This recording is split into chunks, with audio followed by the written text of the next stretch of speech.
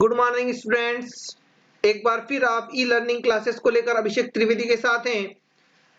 मेरे चैनल को सब्सक्राइब करें और नेक्स्ट वीडियो पाने के लिए बेल आइकन पर क्लिक करें ताकि मेरे आने वाले सारे वीडियो आपको लगातार प्राप्त हो सकें। आते हैं हमारे आज के नए चैप्टर की ओर। नाम है वेंड। ये टाइटल कवि ने जो दिया है हवा, ये कहीं ना कहीं हमको कुछ ना कुछ संदेश एक जो है देना चाह रहा है। तो वो क्या संदेश है, इस चैप्टर को बनाने के पीछे थीम क्या है, वो हम थोड़ा सा जानने का प्रयास इसमें करने वाले हैं। देखते हैं। इस पोयम के माध्यम से कवि हमको यह बताने का प्रयास करेगा कि मुसीबतें आती है, जाती है, लेकिन जो कमजोर व्यक्ति होता है ना, वह इन मुसीबतों में हार मान लेता है, टूट जाता है, असफल हो जाता है तथा मुसीबत के साथ वह भाग जाता है। इसलिए कवि यह कहने का यहां पर प्रयत्न कर रहा है कि लोगों को एक अच्छी मजबूती के साथ दृढ़ निश्चय होकर के मजबूती से उसका सामना करना चाहिए। किसका? कठिन परिस्थितियों का सामना करना चाहिए। और क्या कह रहे हैं कि ऐसे ही व्यक्ति जो बड़े दृढ़ निश्चयी होते हैं, वे व्यक्ति मुसीबतों से पार पा सकते हैं। हर कोई पार नहीं पा सकता। और क्या कह रहे हैं कि कमजोर और आलसी व्यक्ति कभी भी जो है मुसीबतों का सामना नहीं कर पाते। क्यों नहीं कर पाते? क्योंकि उनके अंदर एक आलसी प्रवृत्ति का निवास होता है, जिससे वे हर एक दम में टूट जाते हैं, अपने अंदर ही अंदर से बड़े कमजोर हो जाते हैं।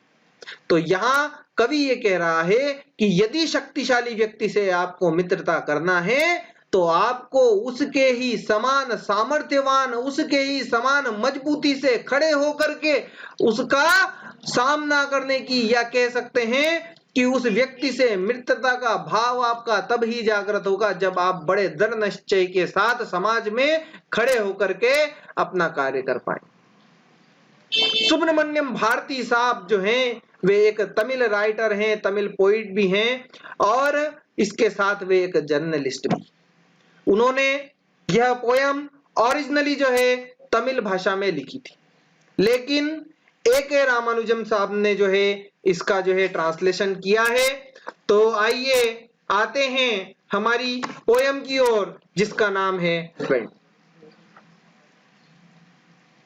विंड कम सॉफ्टली। अरे हवा धीरे धीरे मंद मंद चल। Don't break the shutters of the windows. और क्या कह रहा है? खिड़कियों के दरवाजों को ना तोड़, धीरे धीरे चल हवा, क्योंकि हवा यदि तुम तेज चलोगी तो खिड़की और दरवाजों के शटर जो हैं वो टूट जाएंगे, तो इनको मत तोड़। ऐसा वो कवि हवा से कह। Don't scatter the paper. और दरवाजों के अलावा क्या कह रहा है कि ये जो कागज है ना, ये जो कागज हमारे जो टेबल पर रखे हुए हैं, ये जो सही तरीके से रखे हुए, इन्हें मत बिखेर, इन्हें मत फैला। ऐसा कवि कहने का प्रयास यहाँ पर करता है। Don't throw down the books on the shelf. और क्या कह रहा है? कह रहा है कि और दराजों में से किताबों को नीचे मत गिरा। ऐसा कवि यहाँ पर कहने का प्रयास कर रहा है। 3 कामों के बारे में उसने मना किया है कि तेज न चल, जिससे कि पहला काम क्या कर रहा है कि ना तो तू किसको गिरा, दरवाजों और शटर्स को मत तोड़, पहला ये कहा। दूसरा कहा कि इन पन्नों को मत बिखेर, इन कागज के भागों को मत बिखेर।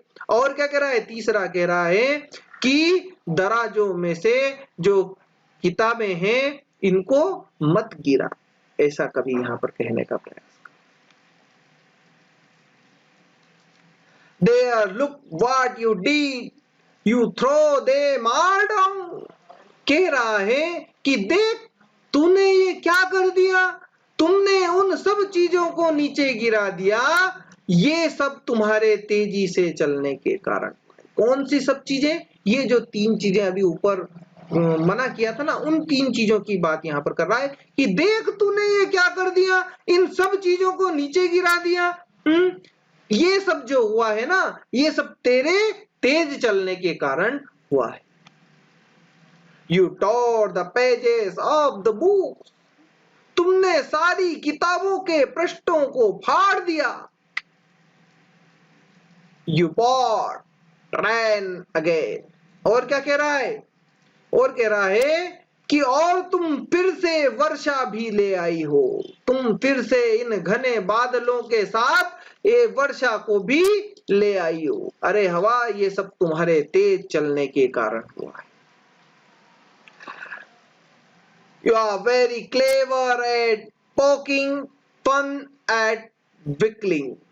क्या कह रहा है? ये जो वो कवि ये कहना चाह रहा है कि कमजोर व्यक्तियों का उपहास उड़ाने में तुम बड़ी चतुर हो, तुम बड़ी निपुण हो, ऐसा कहने का प्रयास कवि यहाँ कर रहा है। पोकिंग फन मतलब होता है मजाक उड़ाना, वीकलिंग मतलब होता है कमजोर। तो वो ये कह रहा है कि हमेशा कमजोर व्यक्तियों का ही तुमने उपहास उड़ाया है, क्योंकि जो लोग फिजिकली और मेंटली मजबूत होते हैं ना, वे मजबूती से जो है कठिन परिश्रम से अपने जो कठिन समय का सामना करते हैं, और जो कमजोर होते हैं ना, वो ऐसे ही बिखरे पड़ जाते हैं, ऐसे ही संकटों से घिर जाते हैं। ऐसा कवि यहाँ पर हमको समझाने का प्रयास कर रहा है। Frail, crumbling houses, crumbling doors, crumbling rafters. और क्या कह रहा है? ये थोड़े मीनिंग की ओर आप ध्यान देते जाइए तो आपको सारी चीजें बड़े आसानी से क्लियर होती जाएंगी, आपको समझ में आती जाएंगी। इन चीजों के माध्यम से ही आप अपनी वोकैब्युलरी को भी स्ट्रॉन्ग कर सकते हैं दोस्तों। तो आप इन पर जरूर ध्यान दीजिए, जो जो मैं यहाँ पर मीनिंग आपको लिख दिए। अब कवि क्या कह रहा है? वह कहता है कि टूटते हुए घर और क्रम्बलिंग डोर्स, और टूटते हुए दरवाजे, क्रम्बलिंग राफ्टर्स, टूटते हुए राफ्टर्स, अर्थात राफ्टर्स का अर्थात होता है बीम, एक तरह के जिन पर की बिल्डिंग टिकी हुई होती है ना, उनकी बात कर रहा है। क्या कह रहा है? और crumbling wood, crumbling bodies, crumbling leaves, crumbling और टूटते हुए जो है लकड़ियों की बात वो कर रहा है। तो यहां तक तो उसने सब निर्जीव चीजों की बात की है। देखिए दोस्तों, बड़ी ध्यान पूर्वक जब आप देखेंगे तो आपको पता चलेगा कि यहां तक की चीजें क्या है, सब निर्जीव है। क्रम्बलिंग हाउस, टूटते हुए घर, टूटते हुए दरवाजे, टूटते हुए बीम और टूटती हुई लकड़ियां। अब क्या बात कर रहा है? लिविंग थिंग्स की बात कर रहा है। क्या? देखिए थोड़ा सा जो वो जीवंत की ओर लाने का प्रयास कर रहा है हमको। क्रम्बलिंग बॉडीज, और क्या कह रहा है? क्रम्बलिंग बॉडीज मतलब टूटते हुए शरीर, और क्रम्बलिंग लीव्स, टूटता हुआ जीवन, ये कहने का प्रयास यहाँ पर कवि कर रहा है। क्रम्बलिंग हार्ट्स, और टूटते हुए हृदय। वो कहीं ना कहीं हमसे ये कहने का प्रयास कर रहा है कि जैसे जैसे आप है ना कमजोर होते जाएंगे ना, तो आपका शरीर आपका साथ नहीं देगा, आप अपनी जान जोखिम में डाल सकते हैं, आपकी जान खतरे में आ सकती है, और आपका हृदय टूट सकता है। ऐसा आगे कवि क्या कह रहे हैं? The wind god winnows and crushes them all. ये हवा है ना, ये हवा सब कुछ उड़ाकर फेंक देगी, उड़ा देगी, and crushes them all, और सब कुछ क्या कर देगी? मतलब जो है नष्ट कर देगी, बिगाड़ देगी, खत्म कर देगी। ये कवि यहाँ पर कहना चाह रहा है। इसलिए क्या होना होगा?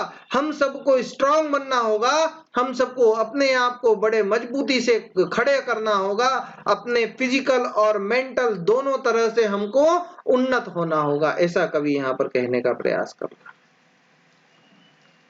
He won't do what you tell him. कवि कह रहा है कि जो तुम कह रहे हो ना, हवा उसे बिल्कुल नहीं करने वाली है।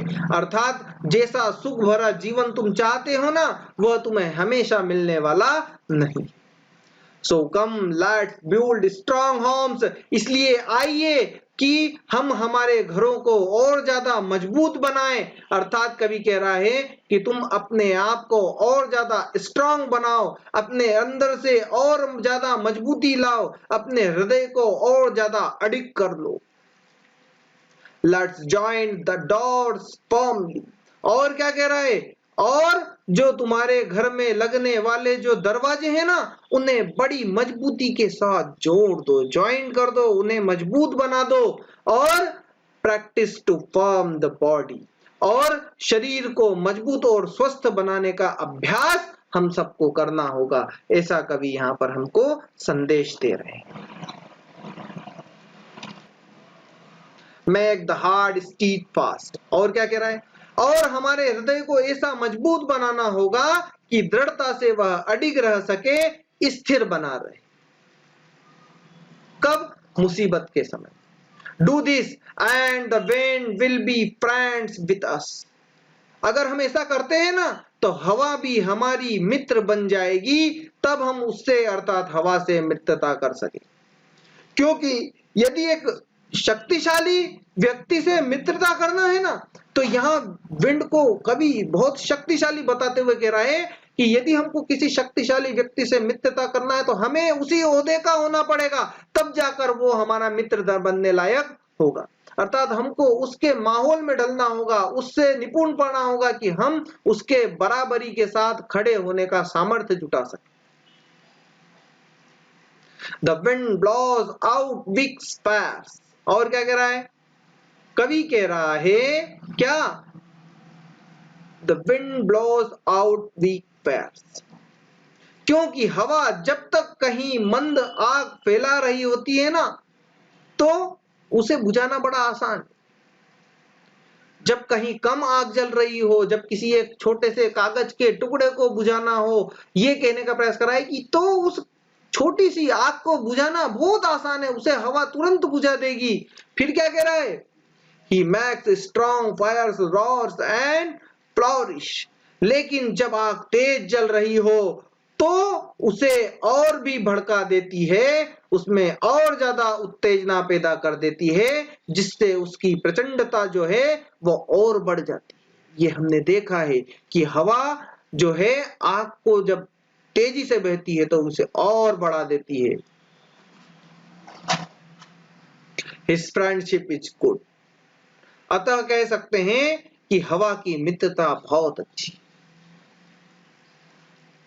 We praise him every day। अतः हमें उसकी प्रशंसा करनी चाहिए, उसकी कह सकते हैं कि जीवन में आने वाले छोटे मोटे मुसीबतों से हमें घबराना नहीं चाहिए। हमें हरदम उसका क्या करना चाहिए, हमें हरदम उसकी प्रशंसा करनी चाहिए, उसका सामना करने के लिए तैयार रहना चाहिए। और क्या, डटकर सामना करना चाहिए। यदि हम उनका डटकर सामना कर लेंगे तो सामना करने के बाद हम उसे और ज्यादा मजबूती से बड़ा होकर खड़ा होने की क्षमता पा जाएंगे और उन मुसीबतों को दूर हटा जाएंगे। ऐसा कवि यहाँ पर कहने का प्रयास कर रहा है। तो थोड़े दोस्तों ये जो मीनिंग दिए हुए हैं इनकी ओर आप ध्यान देंगे, मुझे ऐसी आशा है। धन्यवाद। अगली बार फिर आपसे मुलाकात होगी। आप फिर मुझे मिलते रहिए इसी मंगलमय कामना के साथ। धन्यवाद।